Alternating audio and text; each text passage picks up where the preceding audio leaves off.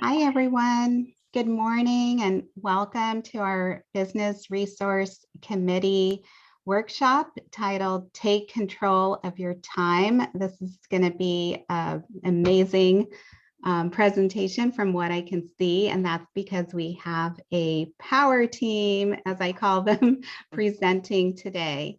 So we have both Jani Jackson and Dawn Sando. So Jani Jackson is the founder of Develop Your Team, where she is thrilled to work with individuals and teams to help them grow and excel. Jani has a master's degree in adult education and training and an extensive background in corporate training and development. Her customized programs combine fun with purpose to develop highly engaged and effective top performing teams. Hey, Jani. And Don Sando led marketing and strategic planning teams for HP. Now his company's strategic results group works with CEOs, business owners to help develop and implement their growth strategies. Yay, Don.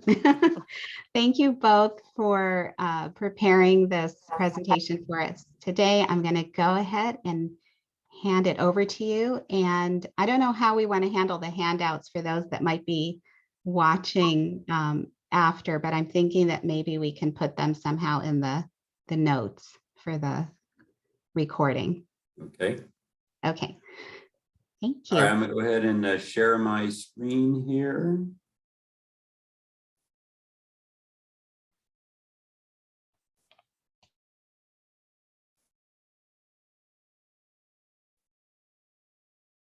All right.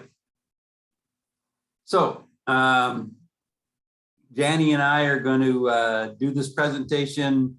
I'm going to take the first 20 minutes. She'll take the second. We'll have a little time for Q&A. And I'm going to start at a high level, talking about, creating a framework for your work-life balance and achieving results. And then Jani's going to get more into some of the day-to-day things that that you can do to bring things to fruition. So the first part I'm going to get into is, knowing your life's priorities, and then knowing your work priorities, and then finally tracking your performance. So I'm going to talk about those three key steps and give you a little tool for each one. Now, let's see. Some of you were at the first Friday breakfast. I know John and Nyla were. Jani, you were there as well? Or no, you were not there. Okay. I think Sandra was there. Anyway, so the speaker on First Friday talked about a wheel of life. All right. So there are several different versions of the wheel of life that are out there. The Feeney and Company uses one that has 5 spokes or 6 spokes. I use this one here that has 5, or no, 1, 2, 3, 4. No, I have 6. They have 5. That's what it is. And I think the speaker on Friday had one that had 7 spokes in it. Broke out a couple of these. So I'm actually we're going to take about 5 minutes and actually do a couple of exercises related to this. So the idea is very simple, that we all have different areas of our life, and having any sense of calm, like I feel like I'm in control. It requires that you understand what's important to you in your life's framework, and you allocate your time accordingly. So you all have this wheel. There's several steps that you can do with this depending on, normally this exercise is an hour long to go through the wheel of life, but I'm going to quickly talk about it. So there are 6 spokes in here, starting over here at 3 o'clock. So there's family and home. There's the next one, spiritual and ethical.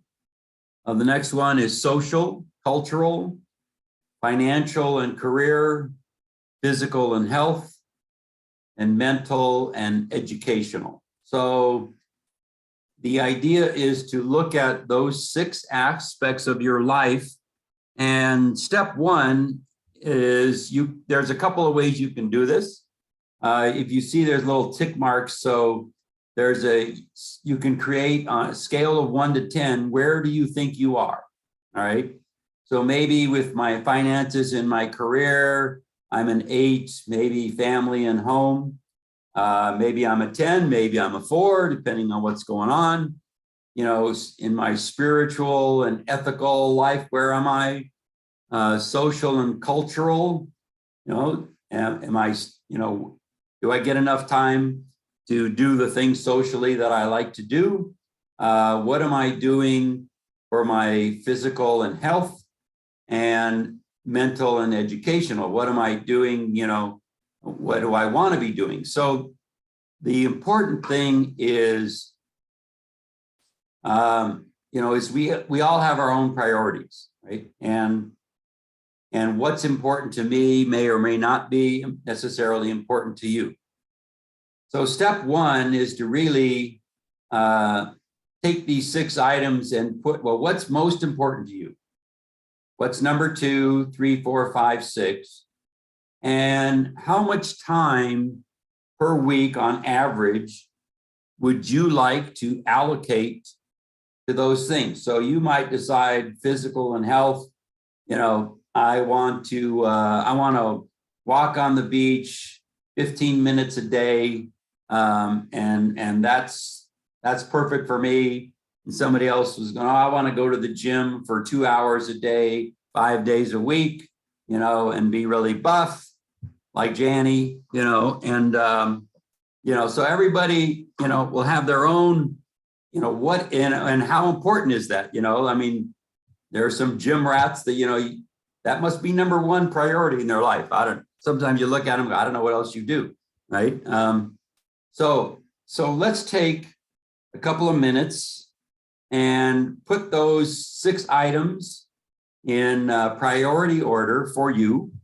And, you know, just a rough estimate of how much time you think you would like to allocate to those items each week.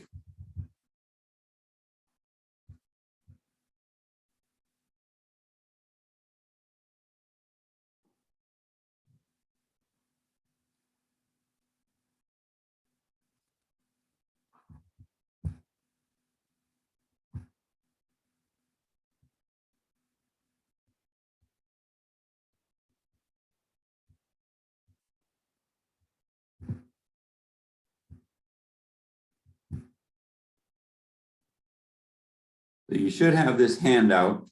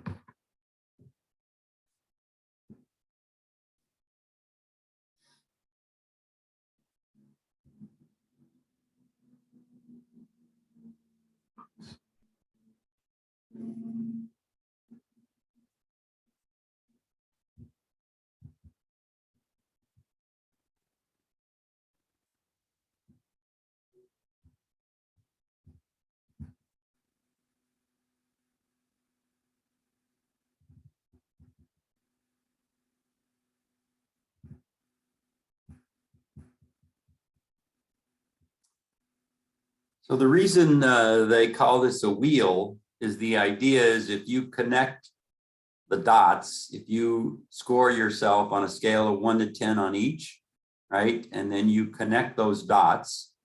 If you give yourself all sixes, for example, you have a wheel that's in balance, right? It's like if you're rolling down the road, you're rolling smoothly, right? Now you might, maybe they're all eights, maybe they're all tens, you know, but they're in balance. But if you get something that's way out of whack, right? If 4 of your things are eights and 2 of them are 4s or 5s, you know, you can imagine your wheel is going to be pretty bumpy.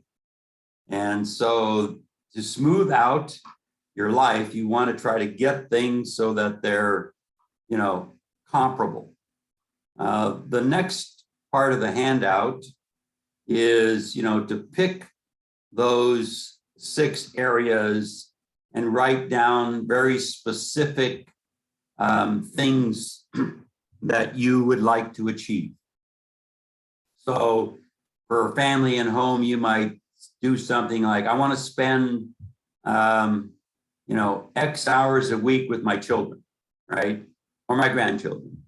You know, for a career, you might say, I want to work less than 50 hours a week, right? You know, but I want to earn X amount of dollars, right? Or, you know, I want to grow a company. I want to do whatever it is. Educationally, I want to read a book a month, or, you know, I want to go to a workshop or a webinar a month, or I want to do. So on all of these things, like for me, social and cultural, I want to golf once a week, right? That's I got a monthly thing there, you know. Spiritually and ethically, maybe you want to meditate for, you know, X amount of time each day. Maybe that's part of your thing to keep your life in balance. You know, maybe you want to read scripture, whatever it is that you want to do in these various areas. So we won't have time to do all of the exercises. If I have a 20 question per area rating sheet. If you are interested, email me and I'll send you those 6 questionnaires. So on each question, you score yourself on a scale of 1 to 10, right? So under financial and career, one of the questions is, I have a financial advisor and a financial plan, right? So you can score yourself on a scale of 1 to 10, right? I'm a 10, or I'm an 8, or I'm a 2, or whatever it is you are. And for each area, then you would add up, or no, excuse me, each question is a scale of 1 to 5. So there's a maximum 100 points for each scale. So then you can map that onto this, you know, 1 to 10, and you can have a very detailed approach to, you know, where your balance, where your wheel is in or out of balance. And then on the next step, you can look at those and say, well, gosh, if you know, how important to you is it to have a financial advisor and a financial plan? And you say, I'm going to do that over the next 6 months. I'm going to take care of that. So step 1 of this whole process is knowing your life's priorities, putting them in order, and kind of keeping that in front of you. And most of the, you know, personal development programs out there, as the speaker on Friday, you know, they kind of start with this little exercise. The next part is having priorities at work and knowing what they are. All right. And if you know me at all, you know I love Dilbert. You know, so, you know, they always say hire great people and set clear expectations, right?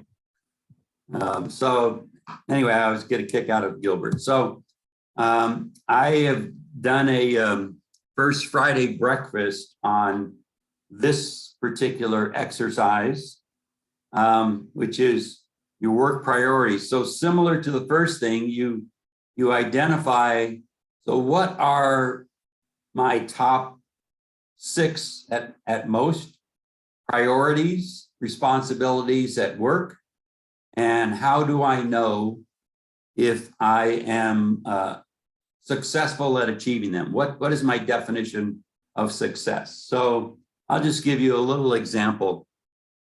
I worked with a construction company. They had six, it was a good sized company. They had 6 project managers. So I asked all 6 project managers to write down what they thought their top 6 responsibilities were and put them in priority order. Not to my surprise, but to their surprise, we had 6 different lists. They did not match, right? And the CEO was in there watching this whole exercise and he's like, oh my God, right? No wonder we have such varied results from one to the next. So I, told him, you be quiet. I'm working with the PMs. And so as a group, we went through and said, okay, what should be your list? Seeing what everybody's put up here, let's come up with a consensus list of 6 and put them in priority order, which we did. Took us, 30, 40 minutes, as I recall. And so they came up with, okay. And so they agreed that number 1 on their list was the profitability of the jobs that they managed. So then I said, okay, great. How do you know when a job is profitable? Well, they could not agree, and it was very interesting because one guy who was responsible for generating half the business, I already knew that his gross margins on his products, on his projects were much less than everyone else's. So his, concept was get the business, screw the gross margin, and everybody else. So it's like, we had to bring in the CFO and say, okay, what is it that we're going to do here? So it makes it great, especially when the manager agrees with what you've come up with and everybody's on the same page. Then you can really start to achieve some outstanding results as a team. And then the third part, and I love this part, not everything that can be counted counts. Not everything that counts can be counted. So, you have to be a little bit intelligent about this exercise. And then the last part is metrics, right? A dashboard, right? So, good old Dilbert, they've got an answer for everything. And so, I use and advise people to use this 1 to 31 day tracking sheet. Now, not everything is a daily thing. And you break it up into your personal and business goals. So the top are, of those areas of the wheel of life that are personal. Maybe it's like, under, I want to exercise 3 times a week. I want to walk on the beach 5 times a week, whatever it is. I want to meditate 15 minutes a day, right? So you put down those items and then you just put a little check mark. When you do it at the end of the month, you say, okay, did I do it 3 times a week? Did I do it daily? Did I do it whatever? If you're trying to lose weight, I want to be at such and such pounds by the end of the month. So, you weigh yourself once a week. Am I on track? Am I off track? And then business wise, I want to have so many business meetings, sales meetings, one-on-one networking, whatever your business activities are and what your goals are for those. And then you can track these. So that's kind of the framework that I use. And I use it personally. You can look at mine, anytime. And I'm going to stop sharing and turn it over to Jani.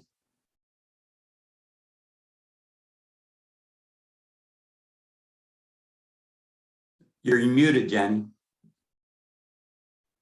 Well, that was so you wouldn't hear me drinking coffee while you were talking. So I did say, thank you, Don. That was excellent as always. And so now let me share my screen. Okay, so you're seeing Take Control of Your Time, Part 2, correct? Okay, good.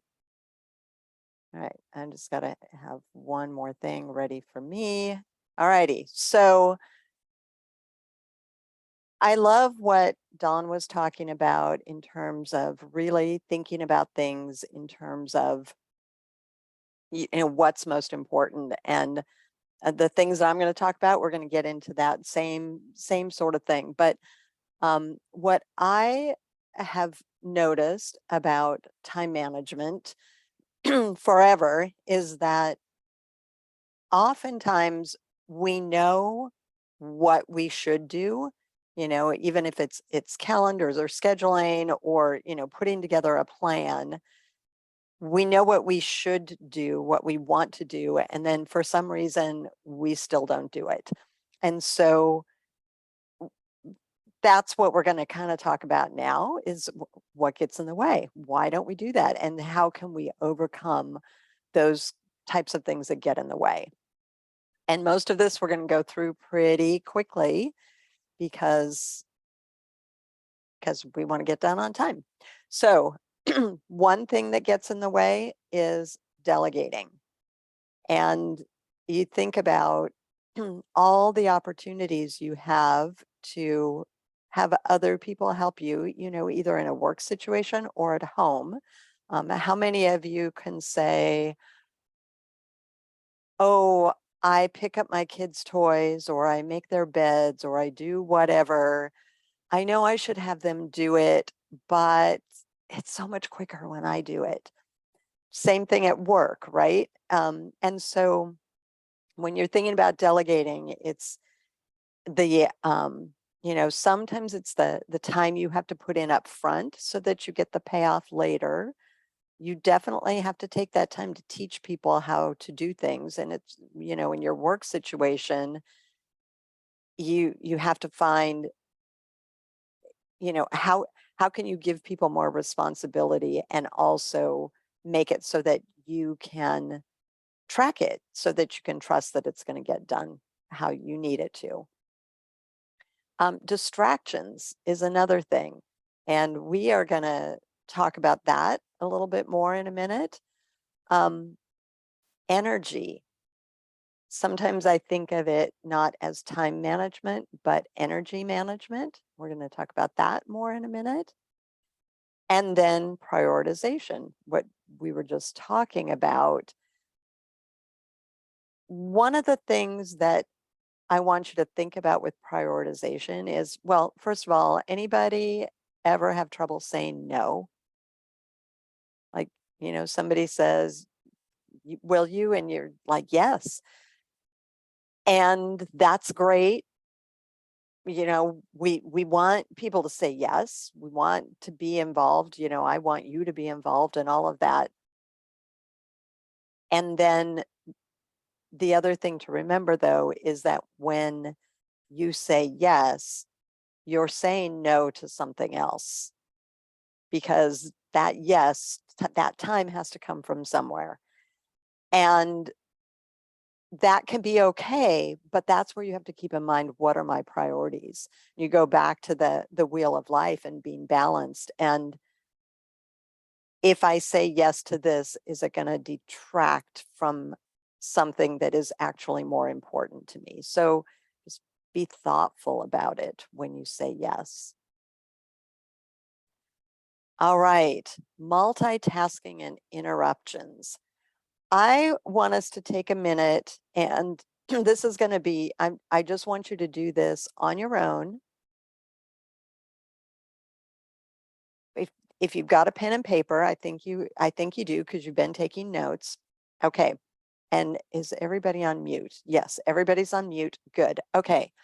Take a moment. I would like you to recite the alphabet, no singing.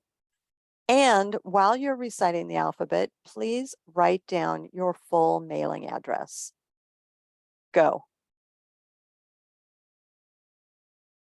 I don't see your lips moving. Okay, there you go. Good job.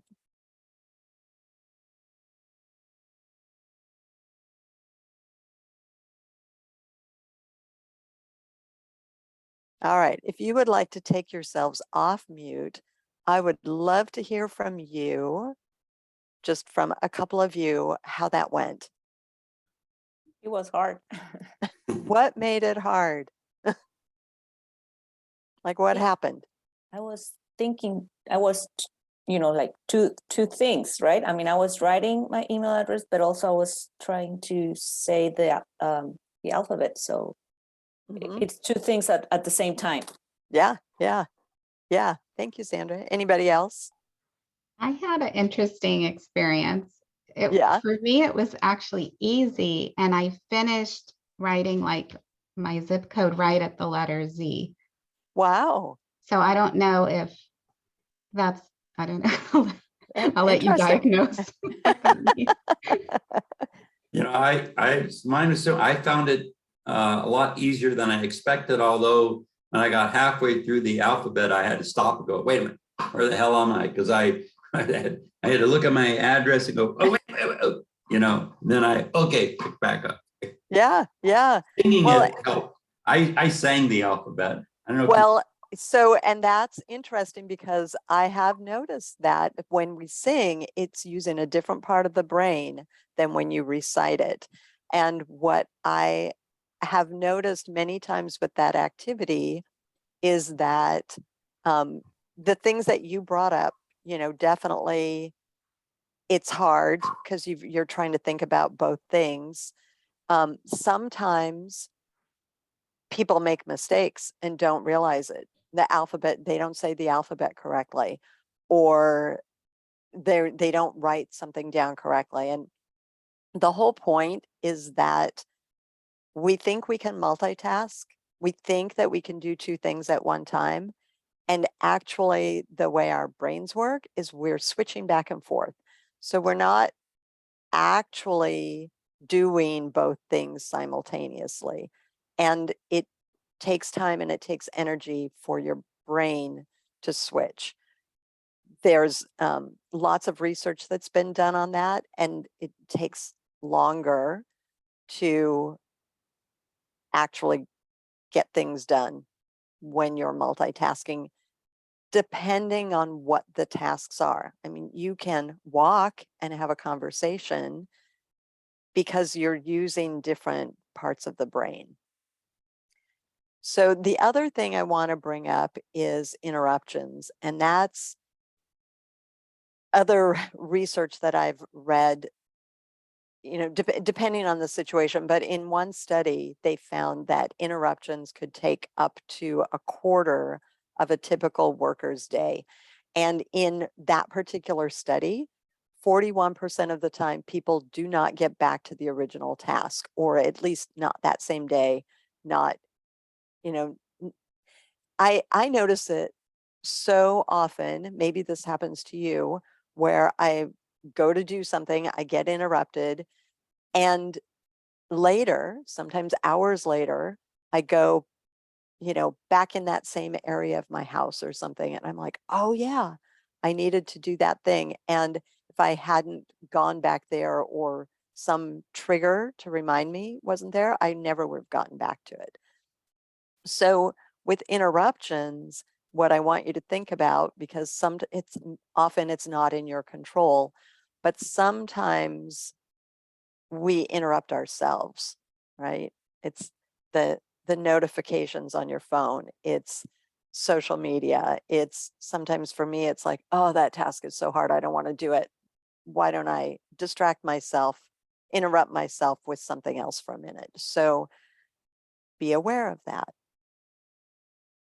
Okay, so, and I call the multitasking a myth. That's why that's on there. So now let's talk about energy a little bit, time versus energy management.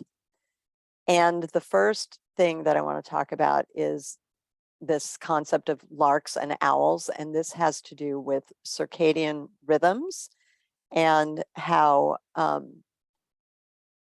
our bodies are wired to ramp up our energy, and then we have a trough, and then it goes back up. And for 80% of the population, it follows this pattern that I have on the screen, where in the morning when you wake up, your energy increases until about 10 in the morning or so. And then you go down, you have that afternoon trough. And that trough happens like roughly 7 hours after you get up. And then your energy increases. And I'm sure that if you are in that 80% of the population, you have experienced that afternoon drowsiness after lunch. It's the, you know, so often we do trainings in the afternoon. Bad idea, because everybody just wants to have a nap, and a nap is a great idea.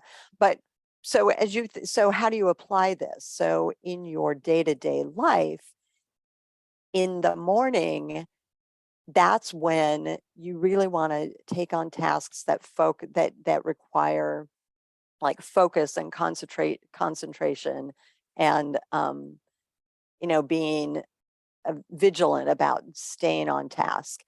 And then in the afternoon, great time to clean up tedious email, take a nap, even take a break and go for a walk. And then later in the day, as your energy goes back up, it doesn't get as high as it did in the morning, but later in the day is typically really good for creative thinking and problem solving. So think about that as you approach your day. And then this concept of radishes and cookies. There was a study, an experiment done with college students. And I got this from the book Switch by Chip and Dan Heath, which is all about change management, another great topic. But with the idea of the radishes and cookies, they did an experiment. Students came into a room. There was a plate of freshly baked chocolate chip cookies and a plate of radishes. And for one group of students, they were told that they could only eat the radishes. They couldn't eat the cookies. And they did that. They were all successful at holding out, not eating cookies, just eating the radishes. Another group of students had the same choices, and they were allowed to eat all of the cookies that they wanted. And so, of course, they did. They indulged. So that was step one. The next thing that happened, and the students were told this was a completely different experiment, was they were given some very challenging problems to solve. And in fact, the problems, they were actually impossible to solve. But the thing that was interesting was that the cookie eaters were far more persistent in that problem solving. They averaged 19 minutes on task. With the radish eaters, they averaged only 8 minutes. So why is this? And the theory about it is that our willpower, our energy, our mental energy is limited. And sure, the radish eaters, they were able to you know, hold out, not eat those cookies, but it drained their energy so that when they had to do this more challenging task, they couldn't stick with it. So for us, you know, how does this apply? Well, it's think about how you're using your energy throughout the day, and when you've worked on something that was difficult, what are you going to do to take a break and restore your energy? Are you going to go take a walk, maybe eat a chocolate chip cookie? I don't know, but you have to do something to restore your energy so that you can complete those other tasks. Now, some of you, I'm sure, have heard this concept, this expression of eating the frog. And this comes from Mark Twain, who said, "Eat a live frog first thing in the morning, and nothing worse will happen to you the rest of the day." So how does this apply to time management? This is about taking on the most unpleasant task and get it out of the way, get it done and over with, so that you're free. Because otherwise you worry about that unpleasant task all day. Okay, and then the last thing in terms of energy is taking time for reflection, and that's part of that opportunity to restore your energy, and also it's helps you make sense of things so that you can apply it, apply what you've learned and make those tweaks so that you're doing things better going forward. All right, the last thing we're going to talk about, and this came from Stephen Covey, the tyranny of the urgent. And you'll see in this diagram, we have two axes. There's the important and the urgent. And you can, think about your activities during the day or during your life, and, how do they fit in these different categories? This kind of goes back to, how do we prioritize too, right? So if something is urgent and important, it's actionable. I mean, it's urgent and it's important. We need to take action now. And I would say, probably there's a good portion of your day that you might be spending in this actionable category. When you hear people talk about, oh, I was putting out fires all day long, well, they were spending time in the urgent and important. Now, sometimes we have things that are urgent, but they're really not important. And I call that stolen time. A lot of times that's important to somebody else, but maybe not to me. Not urgent, not important. I don't know that wasted is the right word for it, but there is this category, not urgent, not important. You got to think about why you're spending time there. And then there's not urgent, but important. And this is where planning and reflection and those kinds of activities happen.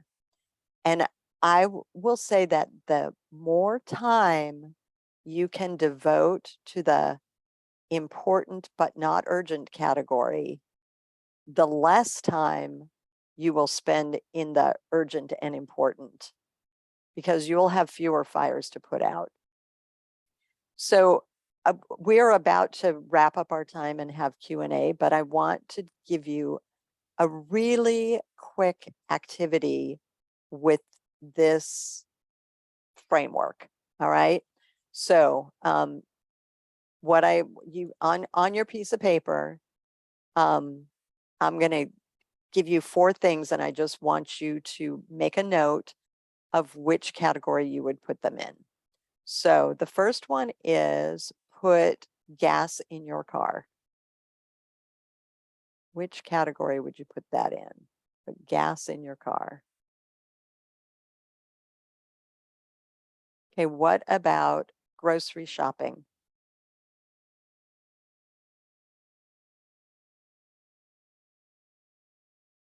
And a ringing phone.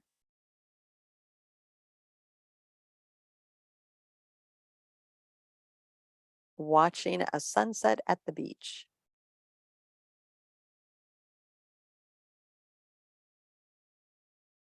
All right, I invite you to take yourselves off mute and tell me,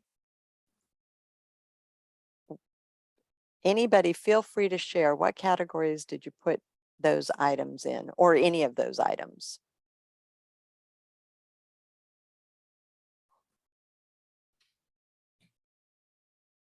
Well, I put grocery shopping under planning.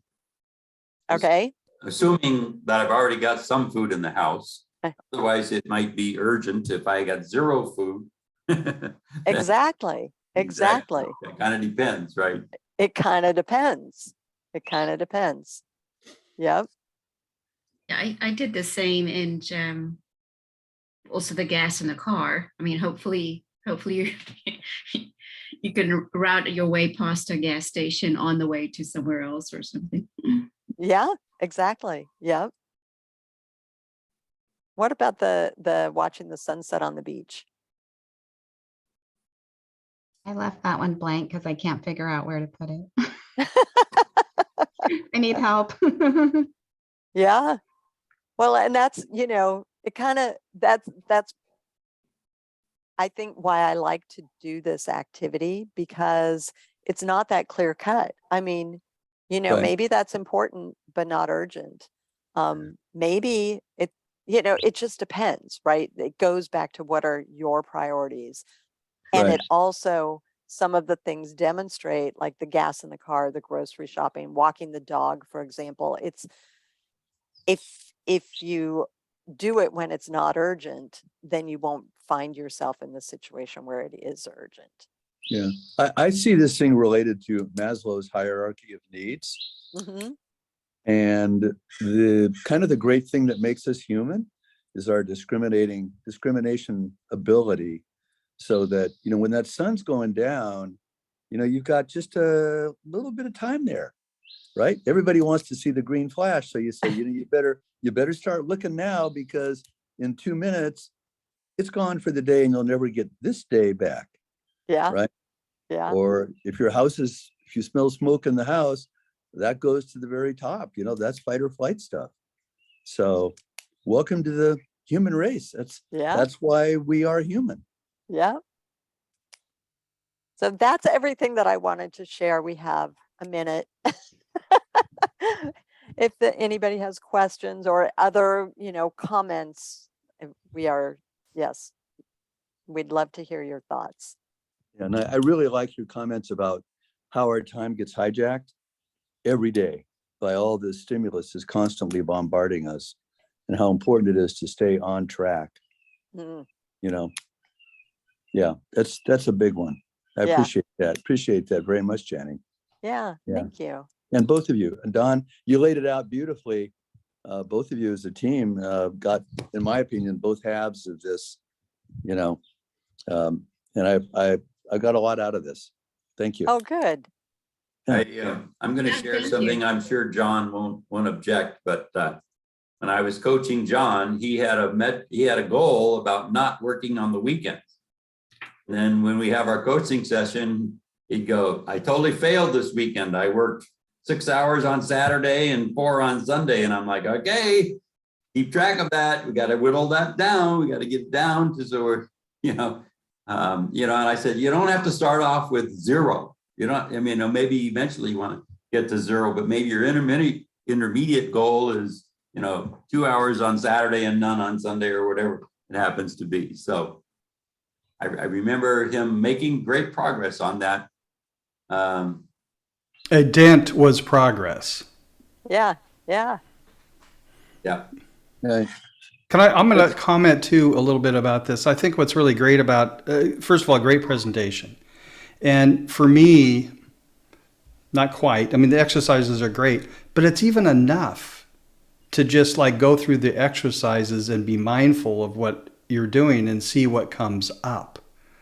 It's like, I was kind of like thinking, oh my gosh, I'm going to have to plan on doing some real work on all this, which I probably will do. But at the same time, it is just enough to be aware of it, and do the exercises and let that kind of drive where you go and where the priorities change. Because I know if I do these exercises, something will change. Yeah. And I think that's key, that you're moving forward, whether you hit those goals very specifically and on target. We're human and probably going to miss, but the fact that you've moved forward and changed from status quo, I think, is key. Yeah. It was interesting. The speaker on Friday defined success as achieving worthwhile goals or something like that. I prefer to use the definition of progressive realization of worthwhile goals. So something that's worthwhile to you, but you don't have to necessarily be there. But if you're making progress towards it, you have this feeling of success. Mhm. Right. Yeah, it's all about progress. I love that. Yeah, that was great. Thank you both so much. I have so many takeaways, like I kept running out of paper, to write on. So I think that's a sign of a really great workshop. So thank you both for your time presenting and preparing and giving us so many great nuggets to take away with us today and apply. You're very welcome. Thank you. So happy to be here.